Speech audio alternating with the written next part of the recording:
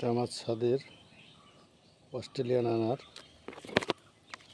এর ভিতর একদম পুরো গাঢ় লাল এবং খেতে খুব মিষ্টি এবং বিচিগুলো খুব সফট, একদম নরম, খাওয়ার মতো। গাছটাতে এবার প্রচুর ফল ধরেছে। এটা গত বছরও ধরেছিল। এই যে ছোট, মাঝারি, বড় সব রকমের ফল প্রচুর পরিমাণে আছে গাছে। এই যে ভিতর